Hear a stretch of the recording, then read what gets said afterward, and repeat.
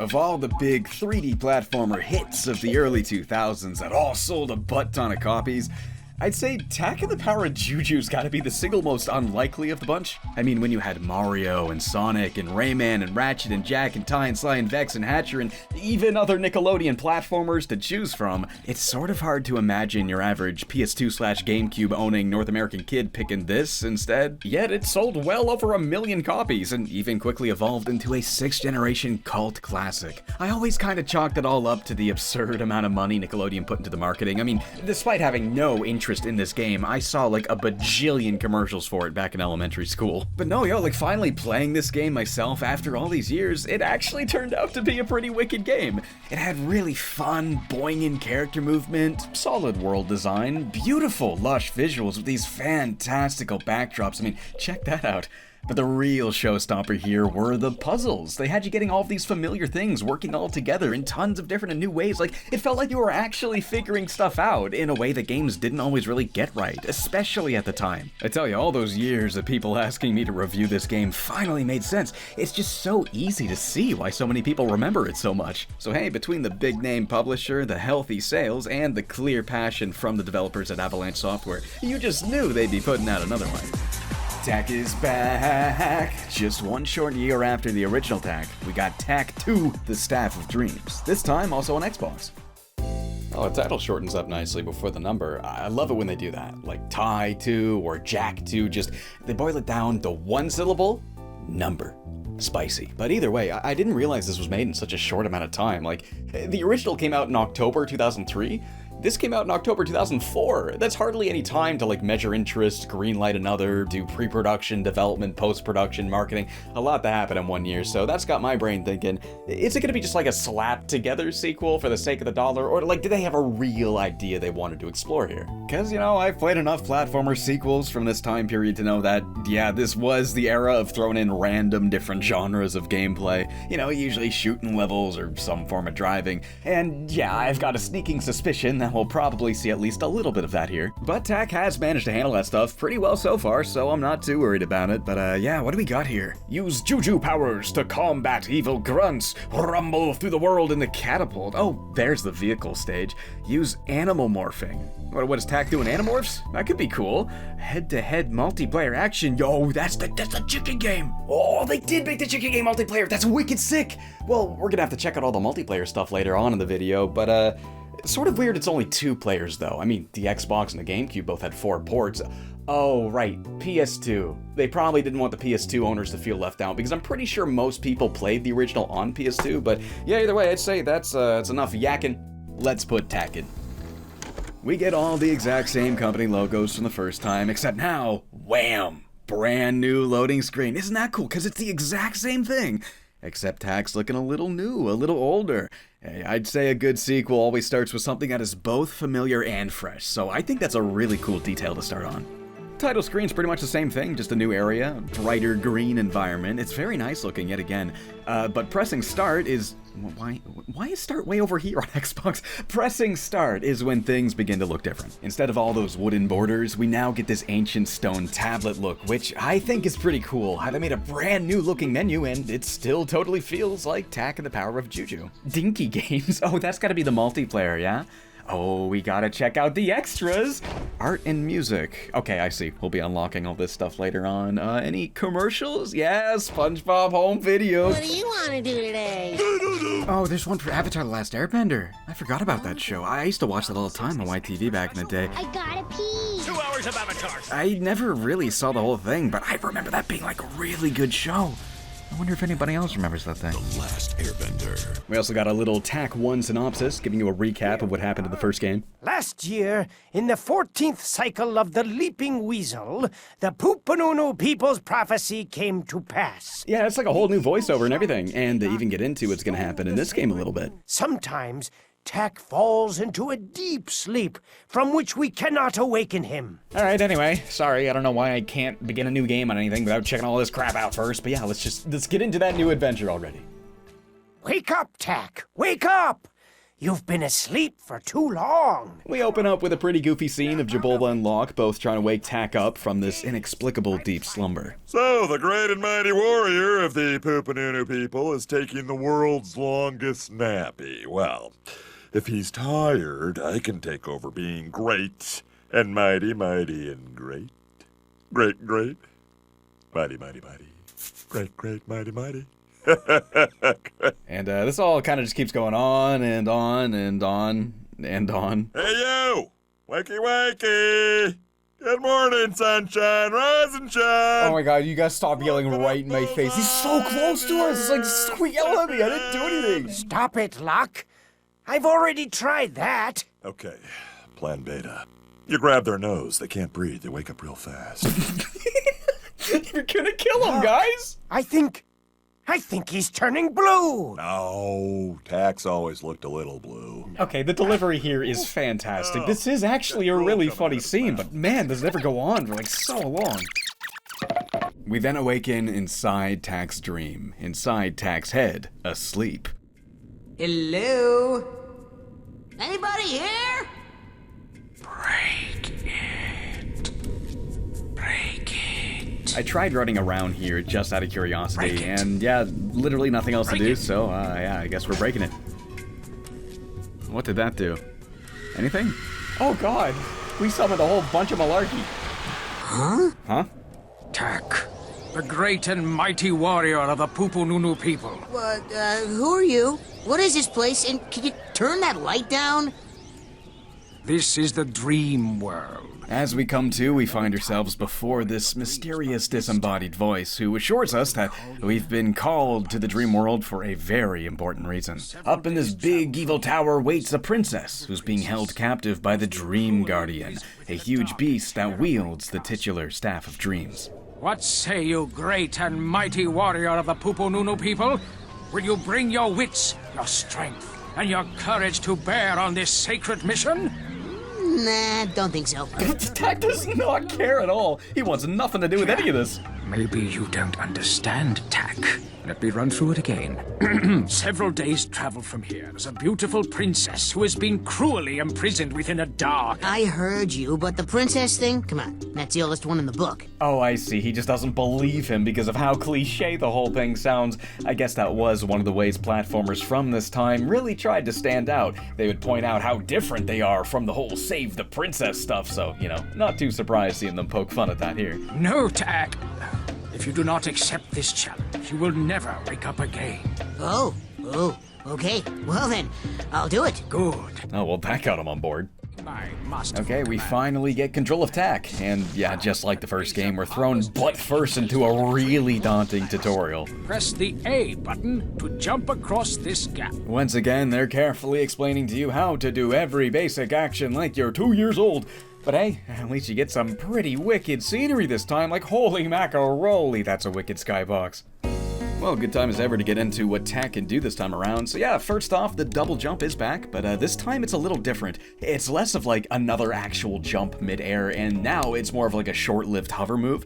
It doesn't really feel like helicopter hair, it's not that sort of thing. It's more like you ascend slightly and then float for a second. You jump, you tap again, and then hold to glide a short distance. If you mash the button, you can make him be like, I like that a lot. Alright, well that feels good for those slow, safer jumps. Do we have anything else?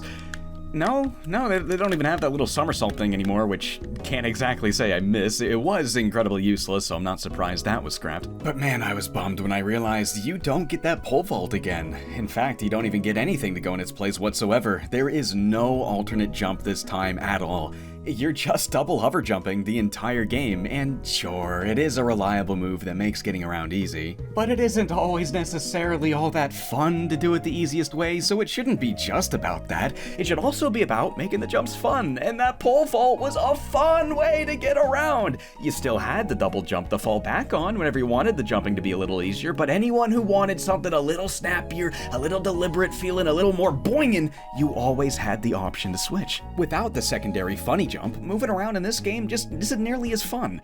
And it gives it way less variety too. It makes the jumping feel way more repetitive, like every jump now feels exactly the same. And that really did hurt the game's overall fun factor for me. And you know, I also kind of miss hearing that catchphrase you get to hear all the time. When in doubt, take the stick out. It was probably a dick joke or something, but I don't know, it rhymed, it was fun, I appreciated hearing it. Well, shortly after, we then get a quick taste of the game's new combat, and wow, yeah, this certainly is a lot more fluid than before.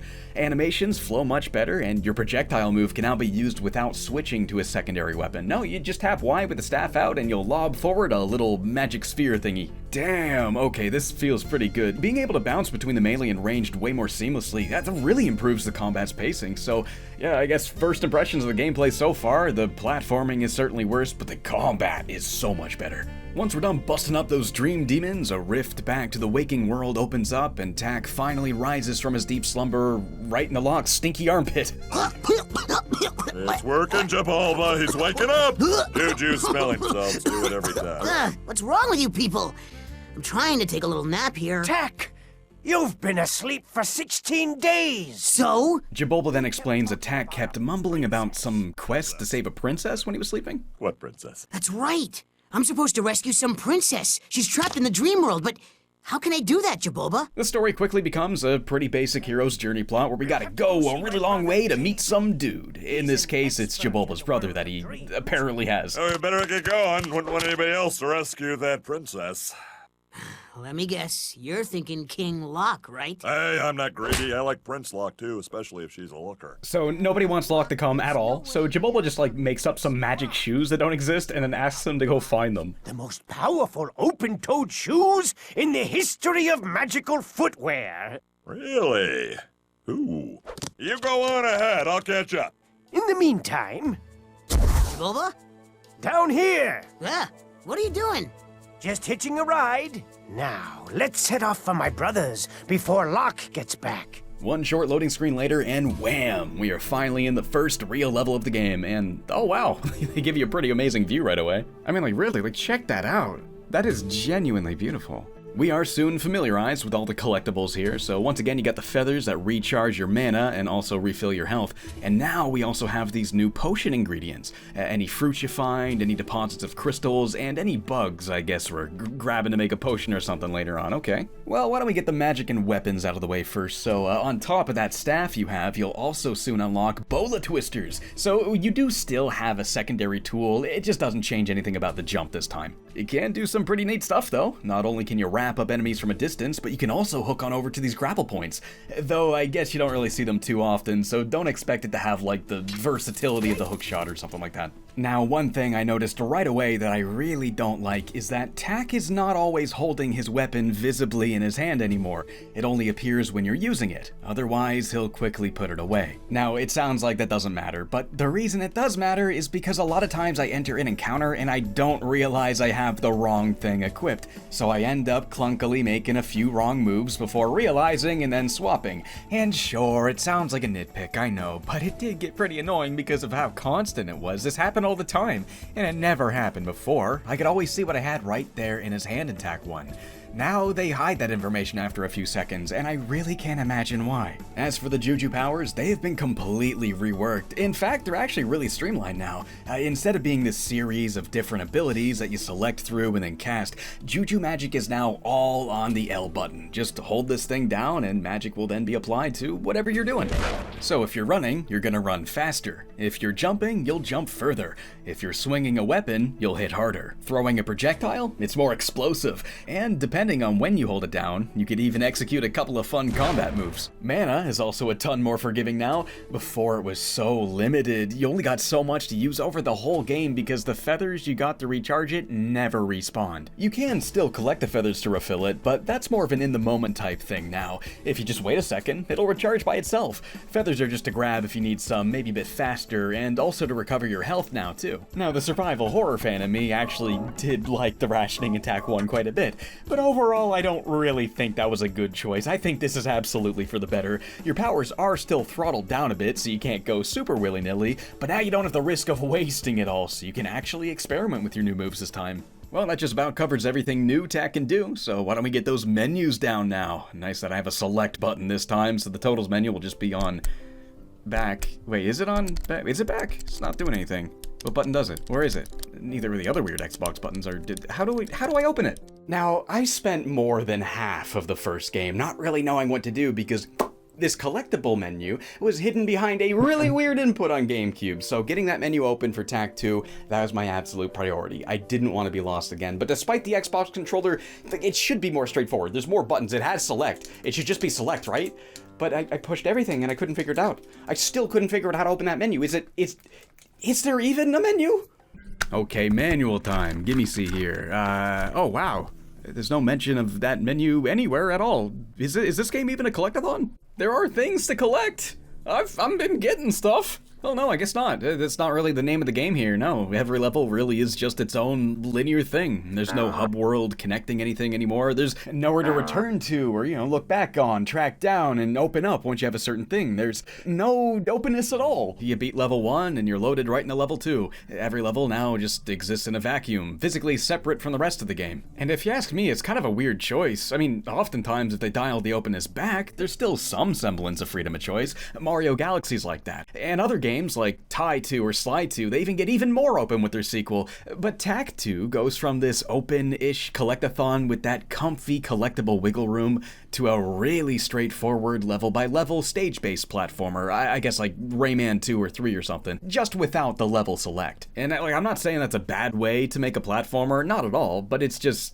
not really what I expected. It's not really what the first game was. Like, I didn't expect to see it dialed back so much. I almost wonder if it was like maybe a response to some people finding the first TAC too confusing, because it was a little bit, but I also think there was a better way to fix that. Like, instead of cutting it all out entirely, you could have implemented better direction, used better design choices to prevent players from feeling lost in the open world. Oh, I mean, like, they probably had 6 to 8 months turnaround time for this game, so I understand going the easier route for development, but it is still pretty disappointing to see what was such a big part of the first game's identity totally stripped away with this sequel. So yeah, collecting stuff is no longer the purpose of the game. Before, you were tackling a series of linear-ish levels, but it was tracking down the Yorbles along the way that really mattered. That's what was going to unlock the next area. In this game, however, there's nothing to find along the way. There are no mandatory collectibles you'll have to keep an eye out for. The only thing you ever need to find are these tiki idols, just like the first game, except now they're always just out in plain sight. I didn't even have to look at all. There are still some off-beaten paths here and there that will grant you an optional collectible, often a potion recipe if you find them, but they are so few and far between. I mean, in fact, most of these new optional collectibles are also just sitting out in plain sight. This level here, pretends it's still a collectathon. They're like, oh, you gotta find the 3 magic stones. But then you realize all 3 of them are just in the middle of the path. Just go straight to the level, and there's no way you're not gonna see them. And with the Juju Magic no longer a series of abilities, there's not even any of those abilities to search for. It's kind of a drag, isn't it? I mean, that was one of the biggest reasons I loved TAC 1, was the exploration. I loved the feeling of poking around corners and finding nooks and crannies that rewarded me with optional new moves or something substantial like a Yorble, stuff that actually mattered. Now there's hardly anything to look for at all, so yeah, if that was one of the reasons you loved TAC 1, don't expect to find very much of that here at all. It's really not the same kind of thing. I mean, TAC 2's gameplay loop may still be primarily focused on bouncing between whacking enemies and solving puzzles, but it certainly feels very different in means of both control and design. I mean, for starters, you got the puzzles. Like, at first, they seem really similar to TAC 1's puzzles. You got all these brand new animals around you, and you gotta figure out how to get them all going in a way that gets something done. Maybe you'll guide a bear to a honey hive and then bounce on his belly once he lays down after a full stomach, or you'll guide a swarm of bees over to a crocodile so it'll be too occupied to eat ya, or maybe you gotta move a frog away so he'll stop eating the bees you're trying to move. For the first good while, it looks like you're getting a whole new ecosystem of animals that we can all make these cool puzzles out of. But you soon begin to realize it's actually posing as the same idea without actually doing what the first game was. Let me explain. So firstly, the bears. What can they do? Okay, well, sort of like the orangutans in TAC 1. You gotta move them to the right spot so you can get TAC flung somewhere. Okay, well, and over here we got a skunk. Get the skunk to make TAC stinky, and the bear doesn't like that, so we chase the bear over to the honey hive where we can bounce off of him and advance to the next spot. Cool. For the next puzzle, a little squirrel's throwing acorns, and that stops the bear from going up this hill. So we whack the squirrel, and then once again herd the bear as Stinky Tack over to another honey hive and bounce off. But then we get this really cool fake out moment where he grabs Tack and throws you, and it's like, oh my god, the bear can do two things depending on how much you bounce on him. Okay, I see. But then you realize it's not actually the case. There's never a question of it because he's only going to grab you if that's how the level has to go. If there's a platform to actually bounce to, he's not going to grab you. If there's nothing to bounce to, he will grab you and just throw you where to go. You just hold forward and whatever needs to happen, happens. So it's the illusion of getting multiple results from the same thing when you're really just going through the motions the stage wants you to. Moving the bear also never requires figuring anything out at all. Moving the orangutan attack 1 did, but here it's always just really obvious. You touch something to make you stinky and you move towards him. You can swap what is making you stinky, but that's not changing the puzzle. It's still the same thing that's happening. And then you get the warthogs, which like Tack when he's stinky. They usually knock you away, but if you smell bad, you can ride them. And it's like, sure, that's technically another use for the stink, but the solution is still touch stink, do obvious thing. You never have to think about the position of the source of smell. You never have to think about the timing of the condition. You don't have to think when you see the stink. You run into it, and you just do what's obvious. The frogs here, they'll eat whatever insects you're trying to work with. Maybe removing the flies on you, getting rid of your stink, or eating the bees you're trying to move, or even when you're throwing encapsulates. But while that sounds different, it's really the same as the squirrel, just something you have to distract first and then do the thing. That is as deep as these puzzles get. Just a second step, do this first and then do it. And since that extra step is always just bumping into something, well then every puzzle ends up feeling exactly the same.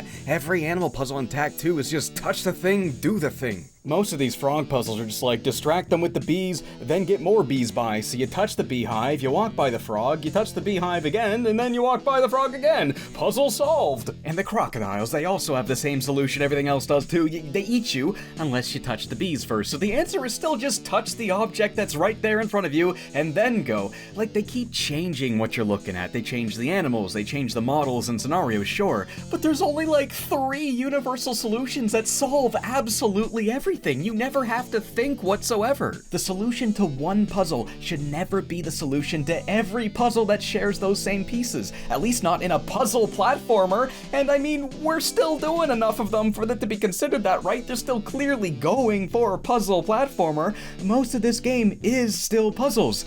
I'd say it's a puzzle platformer still. But if you want the feeling of being puzzled like Tack 1 did so well, it kinda never ever happens here. Like, here I was hoping they were going to be doing new and cool puzzles, expanding on that, but no. They did the same thing, but fake and worse.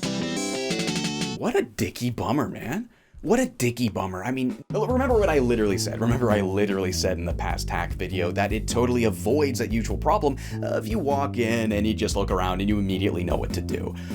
But in this game, that is the entire experience. You walk in a room and the puzzle just always speaks for itself. You never not know what to do. It's like, I don't know, let's say you got some bees, a frog, and crocodile. Well, it's 1 + 2 = 3. What else are you going to do when the door says 3? Then just look for 1 and 2 and put them together. And then it's like just by turning the camera and seeing what's in front of you, you've already solved the puzzle. You've already won. There's no thinking, there's no pondering, there's no wondering. It's just doing. It's practically autopilot.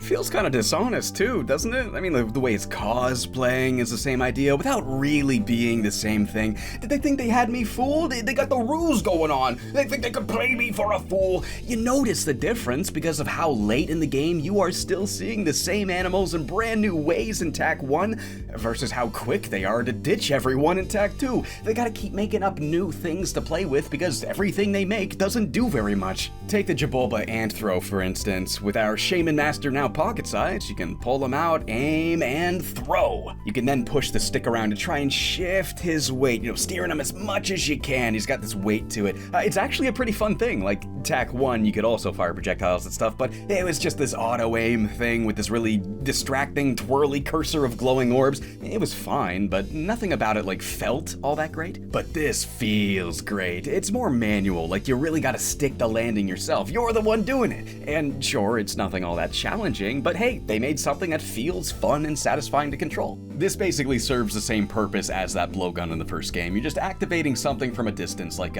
getting a sheep to run on a treadmill to move some mechanism, or maybe you're biting an enemy this far away in order to distract them. But again, as much as the projectile is satisfying to use, the amount of thinking involved on what to use it on is far outpaced by the first game. Here, it's just frickin' match the pictures. You see one of these three things, just to match the Jabulba ant to it. You see the beaver? Well, there's only gonna be one thing to ever do with it. Jabulba ant! I do love this cracked out beaver, though. Actually, come to mention it, I do at least think some of the animal character designs are pretty fun and goofy. There's a couple of other new things in here too, like these powder kegs. Man, they're really set on reminding me of Rayman 2, aren't they? It even has a similar sensation of weight to it, like you really feel like a little guy lugging it around, and that's cool, but don't expect to be doing nearly as much with the keg in this game. You won't be throwing it, or turning it into a rocket, or lobbing it up in some fun way. No, all you're doing with it is just outrunning the fuse leaking out the back, and then you're just putting it down somewhere. There is one kind of cool part with it, where you gotta step on all the right tiles quickly, or you'll have the darts blow up the barrel. It took a little bit of trial and error, but it was a fun little moment zipping through it all. But aside from that, it's really just bring the barrel to the thing. It is a decent new thing to throw in there, but like all of the other new elements in this game, it only does one thing.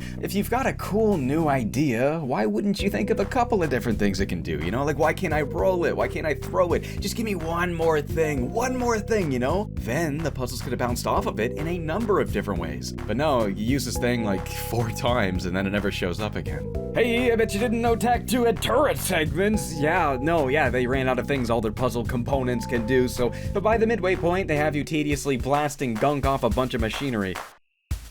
Yeah, it's exactly as fun as it looks. And they also got you doing these pipe maze puzzles where you gotta rotate the nodes to guide the spark all the way through, and they're okay, I guess, but they are pretty slow going. It was testing my patience a little bit. Oh yeah, you also got these griefer enemies that are floating around and they gunk up what you're trying to break out, so you have to annoyingly juggle taking those things out as well. And this goes on for like 40 minutes. For 40 minutes, you're doing very little else than going into turrets, slowly aiming a cursor, and patiently waiting for rockets to collide with crap. And I bet you anything, I bet you $1,000, if they just gave 1 or 2 more attributes to each of those animals they made, or the keg, if they just added a couple more things all of these puzzle components can do, you would still be doing cool things with them right here in this level. You would actually be moving the keg around in a new way, maybe bringing a fire source to it and watching it fire off in some brand new way. You wouldn't have the designers folding and defaulting to some tired, easy to design mechanic that is shallow and uninteresting. And, not to mention, feels completely foreign and unrelated to all of the mechanics we've been playing with so far. So many new ideas, yet they never quite come together. Now, don't get me wrong, none of this is, terrible. Okay, well, maybe the turret segment's a little freaking annoying, but overall, I wasn't having an awful time. I was still having, enough fun.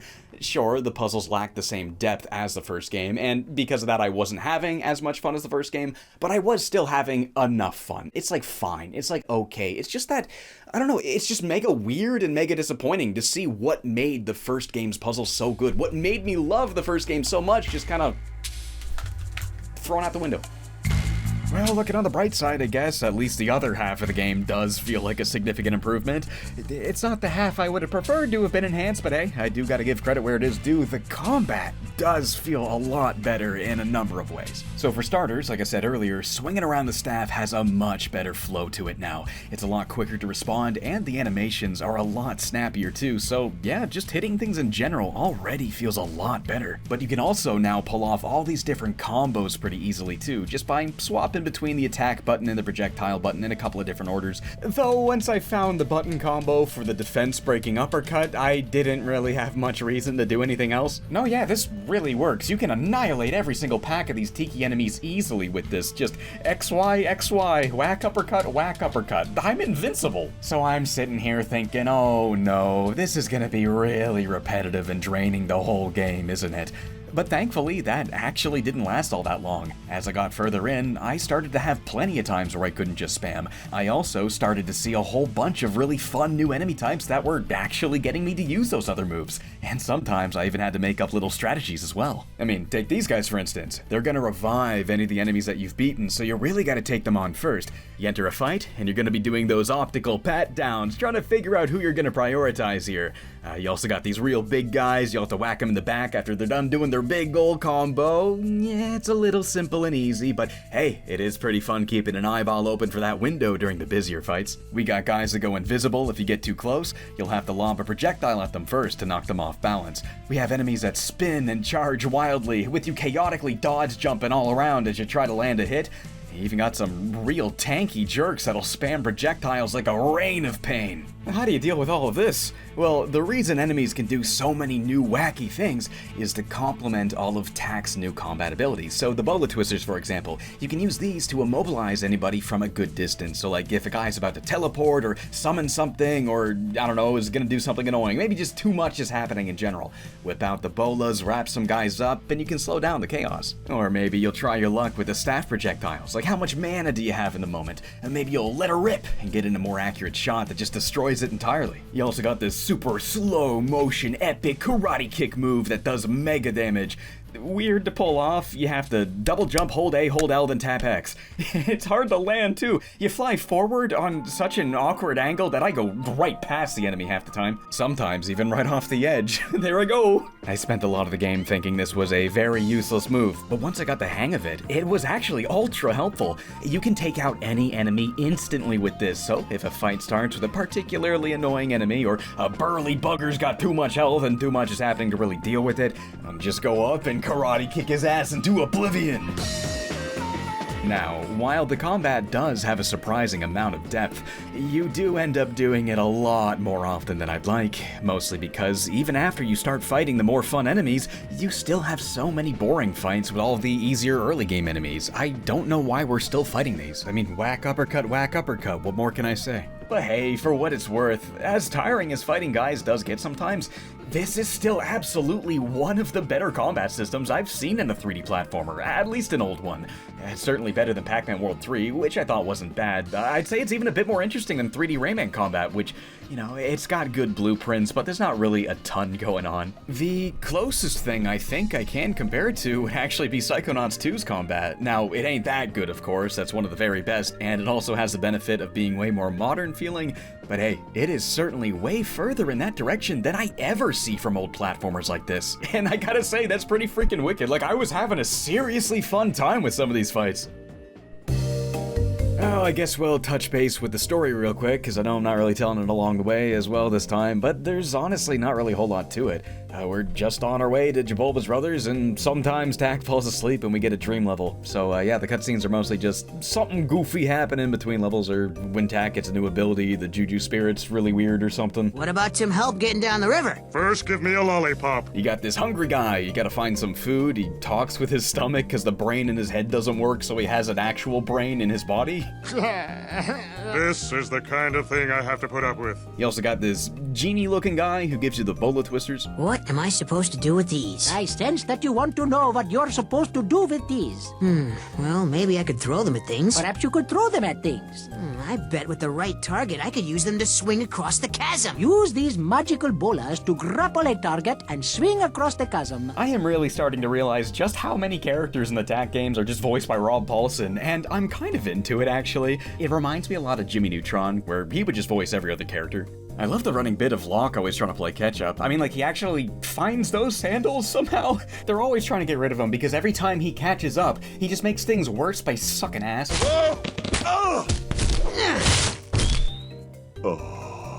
I don't know how on earth Jabulba used to think this guy was supposed to be the hero. Guess what's in the box, and I'll give you a key to the lift over there. I've got it. There's nothing inside the box. Who are you calling nothing? Later in the game, Locke even teams up with that cracked-out skeleton guy from Tack 1. Hey, I'm right here, guy. Where are we going? I'm off to save a princess named Locke. My favorite part in the whole game is when they're trying to summon a spirit so they can get some help, but when they do it... Summon you now! You? Hey, it is me! I am the best! It's all got a pretty similar sense of humor to the first game, though it's not quite as gross, which I appreciated. However, there is like this new weirdness to it all that is hard not to feel. On top of inconsistent animation quality, they're also strangely quiet. There's never any music or very many sounds either. It's always just the talking. No. Yes. No. Yes, Infinity.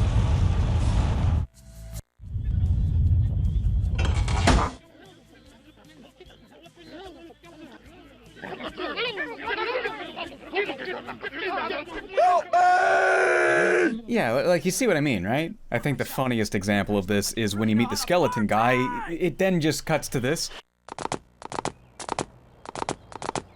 Pacing is also kinda bad in some areas now too. I mean, like, take this part for instance. It randomly just cuts to us in a canoe going down a river. It did not establish anything about that at all. I do not know how we went from here to here. They had a really good transition last time we did something like this, so they clearly want to do that. It just feels like they didn't have enough time. So yeah, there's a lot of these little moments like this that make Tak 2 feel a little rushed out the door. Well, I guess it finally takes us to those vehicle segments, and yeah, there's a small handful of these throughout the game. The river barrel will be the first one you do, and it is pretty simple. You just dodge and duck, not really a whole lot to it. I guess it is kind of fun zooming down the way so fast, but yeah, there's not really a whole lot of input required because you have so much health. That later canoe stage is exactly the same gameplay-wise. Yeah, this is just basically a reskin, except you can also whack enemies along the way now with the paddles. It hardly makes a difference though, because you get so much health back from the feathers. It is ridiculously forgiving. There's barely anything to this. It really just feels like it's here to fill time. Well, these suck so far. What do we got next? Oh no. There I go. Why are the physics on this thing, like, so dumb? Like, this feels stupid. I mean, like, this is the most rickety wobbly ass thing I've piloted in a minute. Like, you really feel like you are wheeling a big old wooden piece of crap through a rocky, bumpy wasteland. And you're supposed to hold the L button. I didn't know that. You gotta make these jumps. And I didn't know you're supposed to hold the L button to go faster. So I just kept tumbling into the abyss like a Fisher-Price toy. This stupid idiot me, I'm like, oh, here we go. Again. Look at the controls, James. This is fun. This whole section is pretty great, actually. This is leaps and bounds better than those other two, that's for sure. Now, don't get me wrong, I don't mean the controls are bad. The controls are totally fine. The physics just feel really silly and weird, but I mean in a way that only adds to it. Like, it makes it really goofy and fun. Like, I keep falling off, but it's funny. I'm laughing. So as for the actual catapult part, that's pretty fun too, and it's got a good feel to it. You'll hold down the button, and the longer you have it pressed, the further the boulder will go. So you're careening down the way, charging up and blasting forward, and it is just chaotic and stupid, and I love it. Doesn't overstay its welcome either. You're only riding the thing for like 15 minutes, so yeah, I like the catapult. That was a fun little thing. Right after all that is about the halfway through point, we head up the mountain, around the corner to the planetarium, and we finally meet up with Jibulba's brother. I'm JB, Jibulba's brother. That's funny. What's funny? Well, your name, JB, and you're Jibulba's brother. It's the same initials. That's not funny. That is my name, Jibulba's brother. Mother didn't even bother to think of a name for me. Oh, can it, JB? Mom was very busy. Dad was off fighting those wars with the Black Mist, lost all of his fingers. No, Jibulba, I said fingerprints. You know, they're definitely doing one of them adult jokes. Oh my god, I paused at a horrifying frame. This is that planetarium level with the turrets, and yeah, I'd say this is easily the worst part of the game. Once you're through, we pry JB off the wall, and he hooks us up into the Animus to see what's going on with his princess in Tak's dreams. Can I get some help? Hurry! Help! All right. Keep your princess pants on. Here we get one of the game's very few boss fights, the Dream Guardian.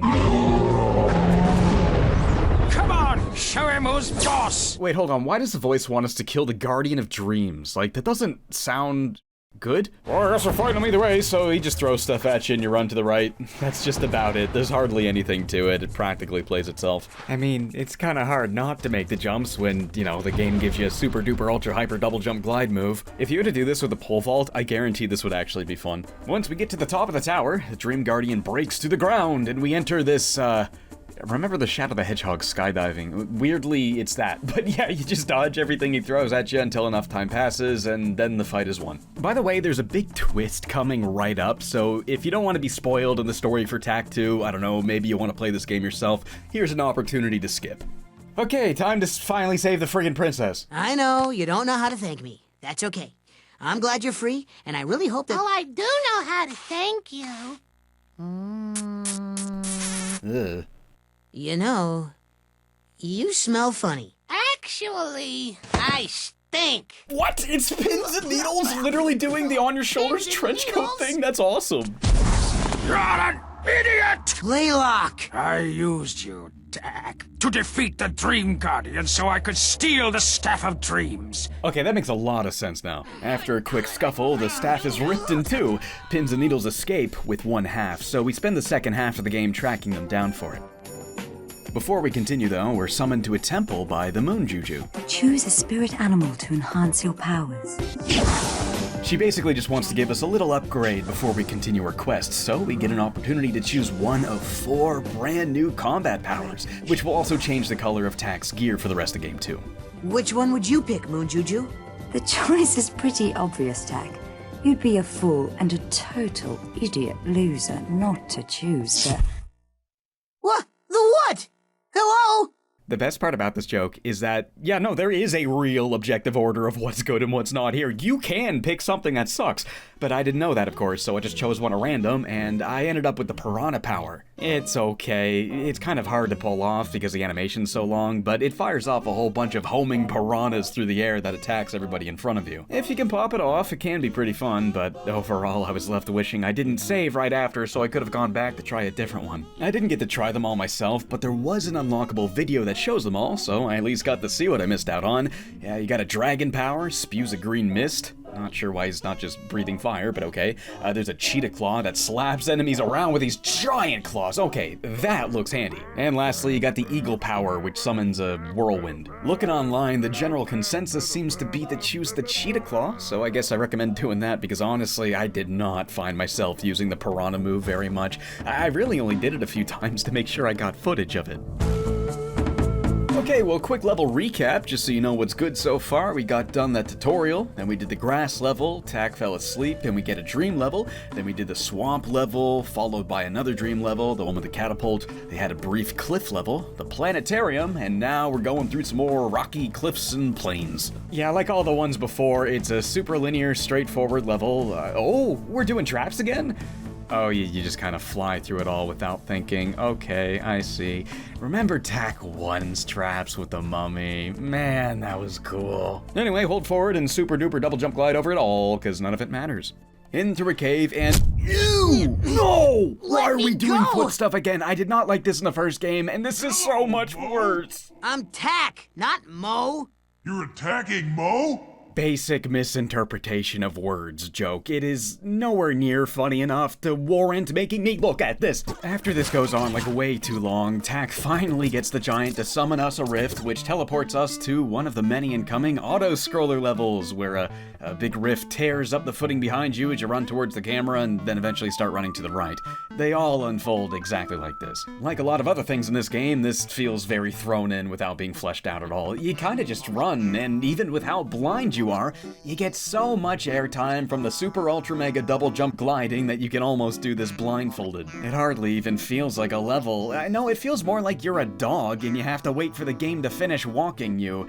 I guess it's not frustrating in any way, but it's also not very fun at all. Just a super par sequence that's neither terrible or good. On the other side of all of that is Gyre Mountain, and now we're talking. This is where the game starts to get pretty good. And oh hey, it's Flora. I was starting to think she wasn't going to be in this. Fauna and I are here to grant you the power to transform into an animal. This time around, though, she also brings her sister, and that leads to a pretty good scene. Bears are big, hairy butt kickers. But if Tak is that big, they'll see him coming from miles away. I think he'd prefer to be a squirrel. Well, I think he'd prefer to be a bear. Hey, squirrel! Get it out! Squirrel! Good enough. Having these two fight over what form Tak picks is pretty clever, because not only is it exploring the characters and humor, but it's also teaching you what these forms do. So yeah, this is more or less what the first game's tutorial should have been. Like, you can do this in a way that's not wasting time. They're doing it right here. As you definitely guessed, this is where we finally see those animal transformations. And you might be thinking that these are going to be about puzzle solving because it's the animals, but no, it's actually more like a kind of like a Mario Galaxy power-up, or better comparison I guess would be the chicken costume in Tak 1, just a change to the moveset to make what you're doing a little bit different.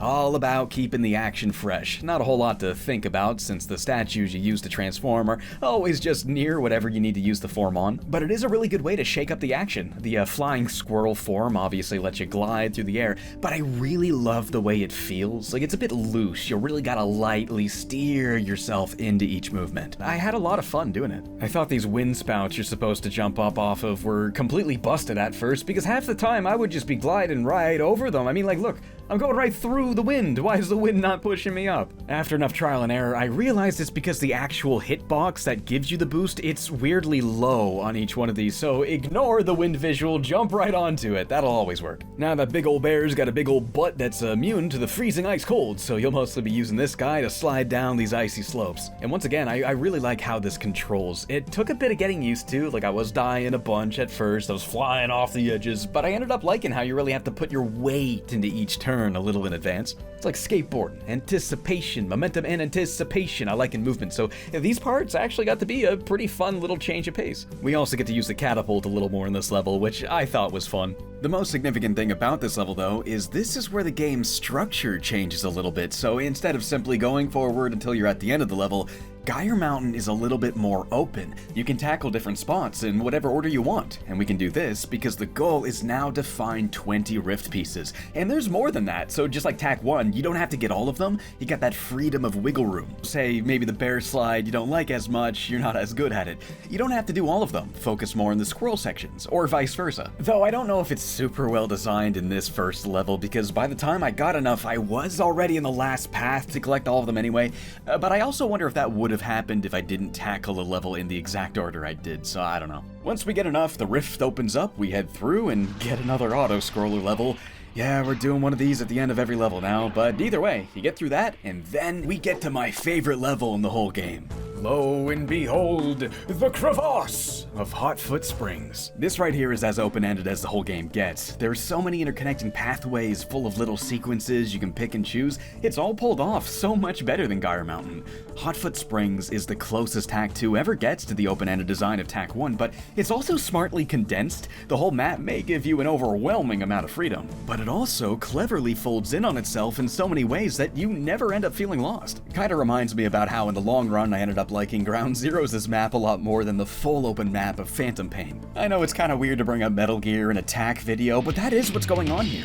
It feels like a smarter, more condensed version of that game design, and honestly, I think it kinda works better. We also get two brand new animal forms here, the frog and the warthog. Let's start with the frog. So that lets you swim around in water that normally kills Tack, and will also let you grapple over to any bugs flying around. It's a fun way to get around, but sometimes I find the grapple detection finicky, and the way the camera's pulled behind you as you make contact can make the next point go off screen, and if you're not tilting the stick just right, you'll miss and fall. This happened a lot, and I can see it being a source of frustration for some people. Being the warthog is basically the same as riding the warthog, you just run around and break stuff, that's about it. Yeah, I definitely like the other two forms a lot more, but hey, they more than made up for it with how thoughtful the level design here is. The slopes, the careful use of verticality, and that large body of water that bridges the whole thing together. It's just an all-around fantastic example on how to make a 3D platforming level. So, you know, another go at the Rift show, and then it's the final level, the Wanderlands. And this is also a pretty great level. I'd say this is the second best level in the game, so it's nice that we're ending on a really good one.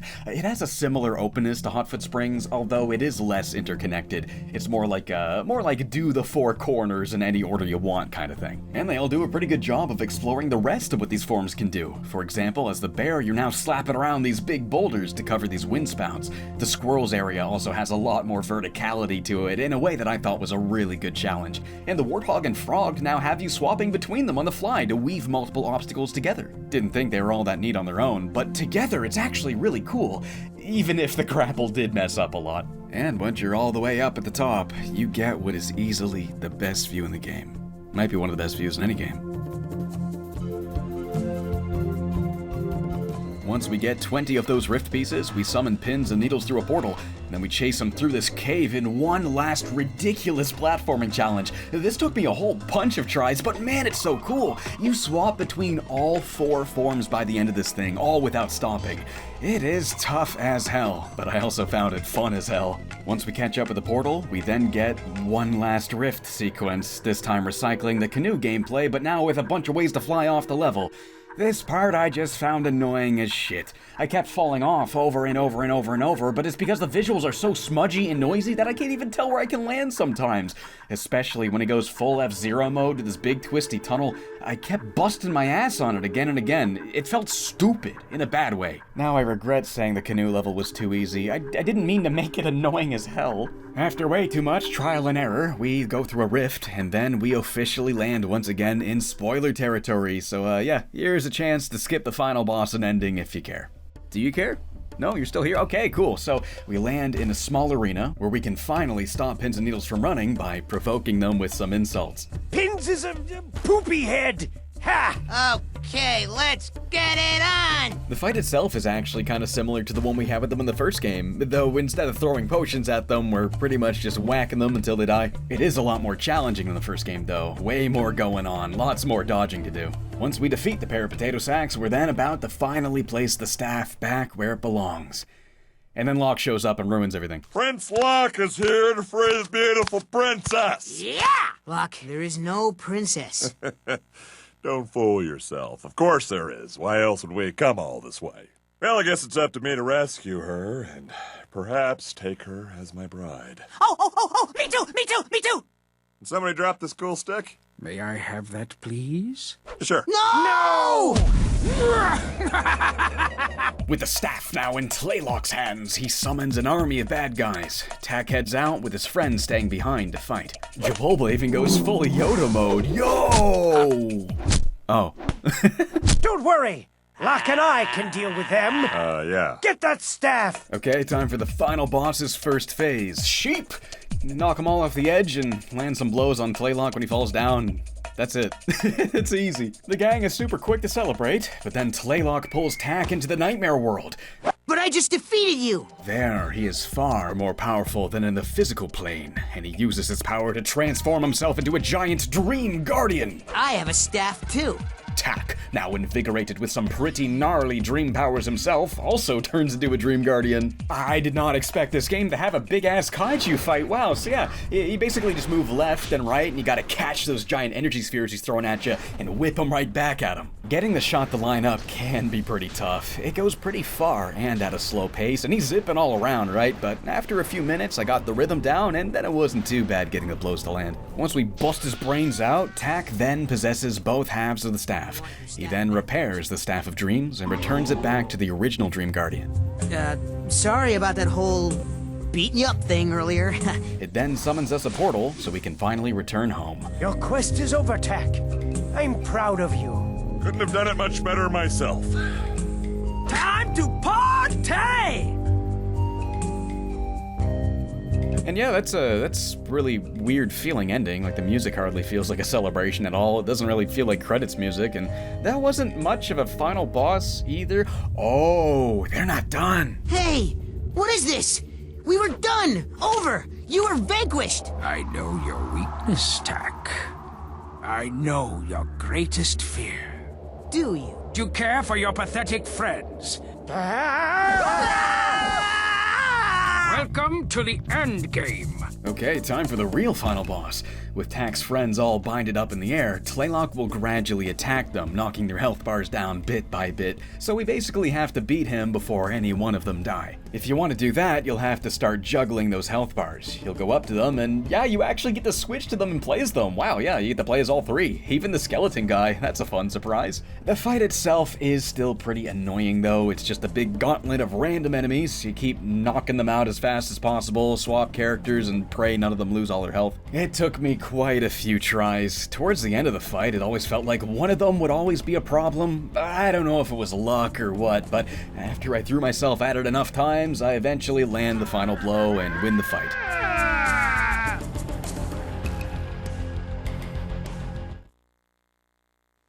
Wake up, Tak. Yeah, that's a weird transition. I didn't do that. Like, that wasn't an edit. That's just actually how the game transitions away from the final boss. You've been asleep for 16 days. I think you've been in the dream world long enough. Not long enough to hook the lock up with that princess you kept mumbling about. When are you planning on taking your next nap anyways? But was it all just a dream? It seems so real, Jabulba. Wait, are we really doing one of these endings? So did it all happen or not? And Tlaylock was at the head of an army of evil sheep. Evil sheep! Well, yeah, I mean, it's right there. So, wait, so did this all happen or not? I don't know if this happened or not. Like, is it about to happen and we just, this feels so haphazardly thrown together as, like, a funny ending. I don't know, it feels like a total mess. I don't even know if Tlaylock is still in the picture or not. Like, is he still defeated or I don't know. Oh, one really interesting thing about Tlaylock that I learned from the last video's comments. Okay, so now, I know there was always people that found these games sort of offensive. I mean, you're basically taking indigenous people and depicting them all like, rip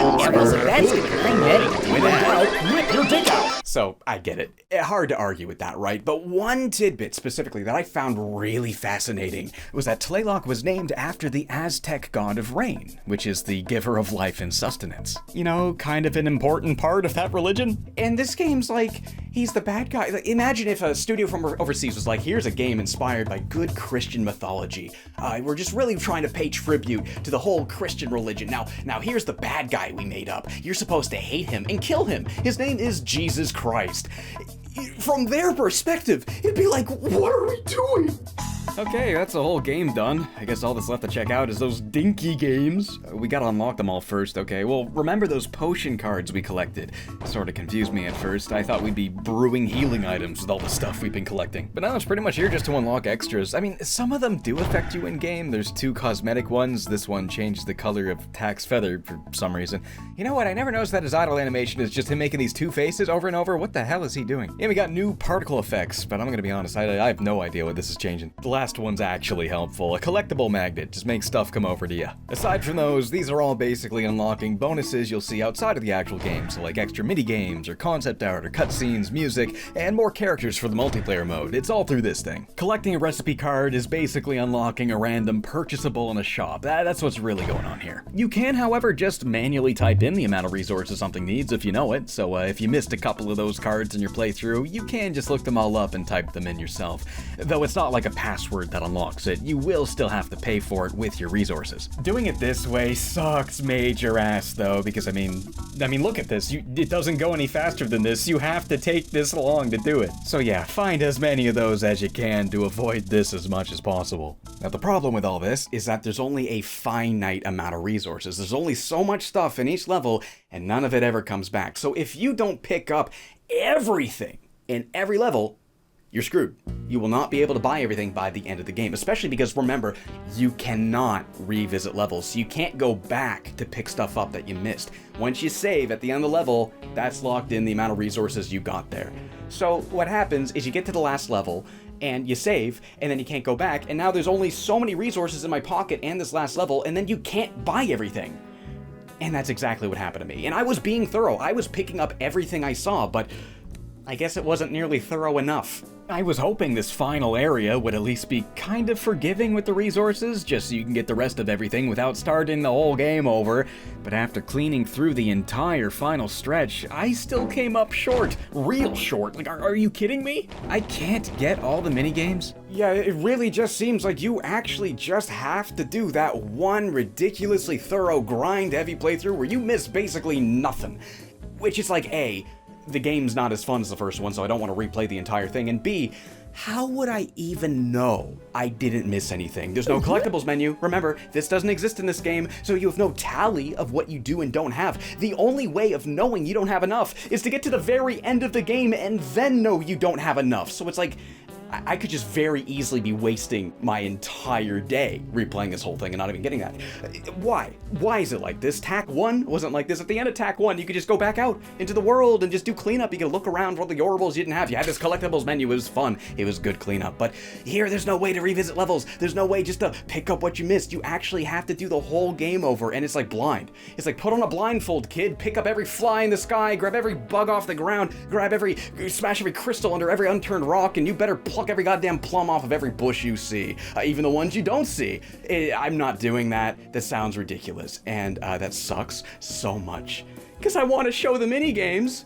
How am I gonna get the minigames? Luckily, I had a pretty crafty plan to dodge that daunting second playthrough. It's a bit inconvenient, but hey, I loaded my save, I swept the entire level for what I could, saved to slot 2, buy everything I can, save to slot 3, reload slot 2, buy the other minigames I couldn't afford, and save back to slot 2. Okay, so I have most of the minigames on one save file and the rest on the other now. Dumb, but I'll take it. I'll take that over replaying the game up to 7 more times.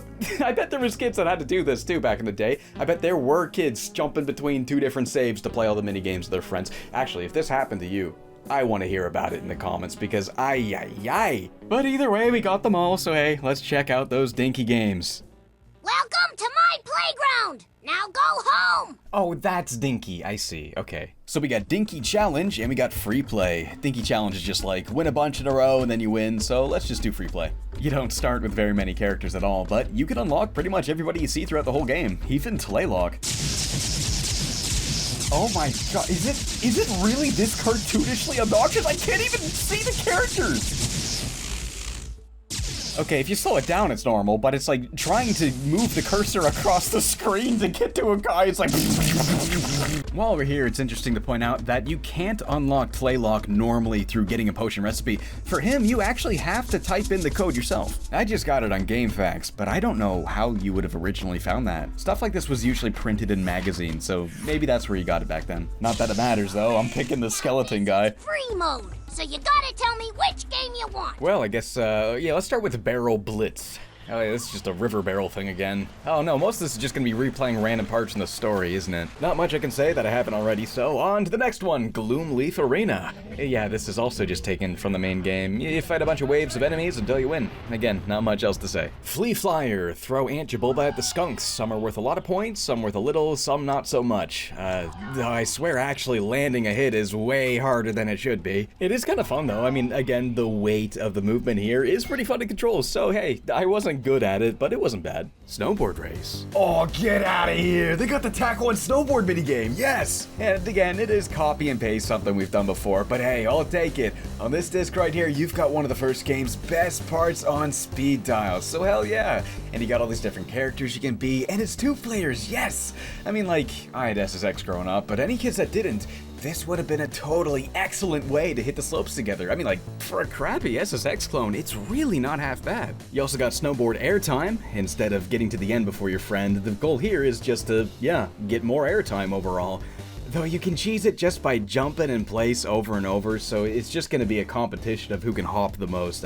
It's kinda broken. The sandboard race course also returns. This time it's a trick attack. You just gotta get a higher score than your friend and you're the winner. Just like the snowboard level, it's once again a copy and paste from Tack 1, but again, it's pretty amazing seeing them bring this back with multiplayer. I literally wanted that the first time I played this. You can kinda tell it wasn't exactly built for split screen though. The frame rate's pretty chuggy. At least it is in the sandboard level. The snowboard one was fine, but yeah, I don't know if it's like this on all consoles, but I can at least say it is on Xbox. What other zany 2-player stuff do we got? Balloon Head Showdown. Oh yeah, this is just a pins and needles fight from the first game. You're throwing potions at them. You know, it's simple, but it does have a decently fun Mario Party chaos to it on 2-player. The big heads also make it really easy to tell who just took a hit. I won! Glide Ride, a small course to go through in the squirrel form. I like the idea of it, but the course is so short-lived and there's only one, so it's fun, but you're probably only gonna play it once. Phoenix Fight. Okay, what is this? Oh my god, it's right, the chicken game. Chicken, wait, no, it's not a chicken, it's a... Wait, did I really just call this a chicken because the only other bird I saw in Tack 1 was a chicken? This is not a chicken. It doesn't look like... That's a phoenix. What? I swear my brain tunes out the moment I see a bird. And it's funny too because I actually do a little bit of bird watching with my wife. So like songs, sparrows, cardinals, and anything local. We got this wicked app that just listens and tells you what bird you're hearing. But anything not in my backyard, I guess, I don't know, my brain sucks major crap. But yeah, the Phoenix game is now 2-player and yeah, once again, it's pretty fun. It's not the most complicated thing in the world, but once again, it feels like a pretty good Mario Party minigame. And just as I thought, it is way more fun against an actual human player than it was the computers. Chicken tennis. Oh, yeah, it's kinda tennis. You're trying to whack as many chickens over to your opponent's side as possible before the time runs out. This was actually a lot of fun. My wife and I were shouting at the TV a lot. Crash Course. Yeah, it's just the kayak again. It is a lot more fun when you're racing against somebody, but I still didn't really think much of it. Dart Tomb Dodge'em. Oh, this is fun. You're stepping all these tiles, trying to fling darts at the other player. You're jumping, running, dodging, trying to overwhelm the other guy. Not bad. I won! Vine Climb. You climb in and hop in between vines in a 2D plane, just grab more feathers than your opponent. Not much else to say, it's okay. I won! Feather Frenzy. Think the coin mode in Smash Bros, except you're hitting chickens instead of each other. Knock the feathers out of them and scoop up the most to win. This one's actually pretty fun too. Frog Derby. Similar to the flying squirrel course, except you're grappling with the frog, of course. Have fun dealing with the jank grapple detection though, because it is just as bad here. Chuckin' chickens. Oh, I see, it's the turret. I knew they were gonna make a minigame out of the turret. Yeah, you shoot stuff, get more points, and you win. I don't like it. Mummy Shuffle is one of the best ones, I'd say. Reminds me a little bit of Choo Choo Rocket. Like, not so much the tile-based gameplay, but like this idea that you're trying to guide a bunch of little things to a goal point. Well, I guess it's the opposite. You're trying to make them not fall in the hole. So there's red mummies and blue mummies. Each player is trying to keep as many of their colored mummies on the platform as possible, while the other player is doing all sorts of things to knock them off and trying to prevent their mummies from getting knocked off. You got power-ups that like light them all on fire, and they're all running towards the center faster, so it's harder to keep up with. If you like chaotic scramble, this is pretty fun. And we've saved the dumbest for last. And this time I mean dumb in a good and a bad way, because holy guacamole does it live up to the name Catapult Chaos? Chaotic physics, chaotic problems, look at this! If you smack into something at just the wrong angle, which is pretty easy to do, you could straight up get stuck tumbling around in a circle nonsensically just twirling in place. Good luck catching back up. If this happens to you, you're basically screwed. But since it can happen to anybody at any time, it could also just put you back in the lead too. You can't say that it's not fair, at least. Hitting your opponent with a projectile is also not easy. Like, on top of requiring the correct amount of charge to lob at the right distance, the entire track is also a constant left turn, so getting in a straight shot is something I rarely ever did. You'll be more so using that to break down the wooden walls, which will sometimes hide a mana refill. And that's what it really boils down to, trying to use the mana, throttling your boost to stay ahead without spinning out of control. Now, I wouldn't say it's like a good racing minigame, but it's a lot of fun if you don't take it too seriously. Well, that wraps up all the minigames. As for the other extras, you can unlock the sound test, music, all the game's cutscenes, a reel of the concept art, nothing that doesn't just speak for itself. The weirdest collectibles here, though, I'd say, are the 2 TAC 1 scenes you can, for some reason, unlock. I don't know why, but you can get the TAC 1 intro. My name is Jabulba. Yeah, I know, I played that one. The other one is that cutscene where Locke's crapping in the toilet for like 4 hours. Oh! And I really had to make sure nobody missed this one. Really proud of this scene. Like, could you imagine showing up to your voice job and the director's there, like, passionately directing you on the comical nuance of peeing and pooping your pants? I won! Well, I guess that just about does it for the extras. That's basically everything on the disc of TAC 2. So yeah, final verdict on TAC 2, Staff of Dreams. It's alright. It's okay. It's fine, I guess. I don't know, but I'm just really unenthusiastic about it. I guess, like, in a few small ways, it is kind of better than the first one, but I don't know.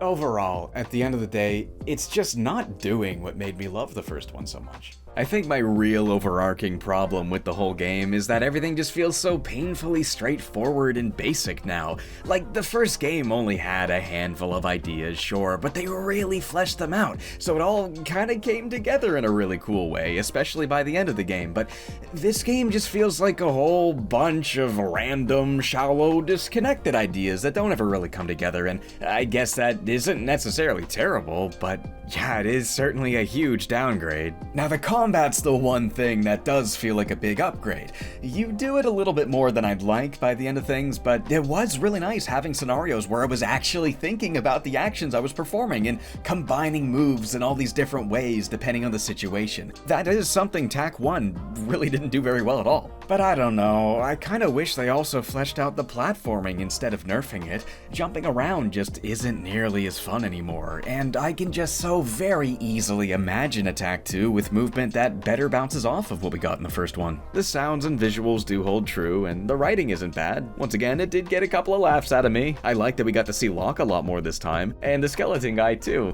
But there is, I don't know, there's like a certain soul that was clearly there in the first game's cutscenes that It's hard to put your finger on it, but it isn't quite here this time, even if it is not bad. I guess with how linear the game is now, at least you don't get lost anymore, but that still left me with a world that felt less together, and gameplay that felt more like following directions and actually taking part in the world. It's a serviceable but unremarkable sequel that I guess would probably be a little bit easier to get into and play and even finish in the first game.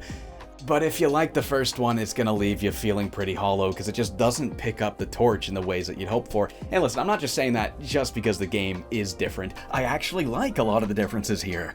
It's the things that are the same that are the problem because they bring these things back and just do them worse. If you're gonna bring the same ideas into a sequel again, I would at least hope it would be on par with the first game in its execution, and if not, at least do something a little new or different with it. You know, like the reason Tie 2 and Sly 2 are games that got to be so different from the first ones, but managed to be such great sequels, it's not just because they kept the ideas that worked, but because they were actively exploring those same ideas in a new and different way. This isn't exploring the same thing in a new way, this is just straight up not exploring it, so yeah, it alright.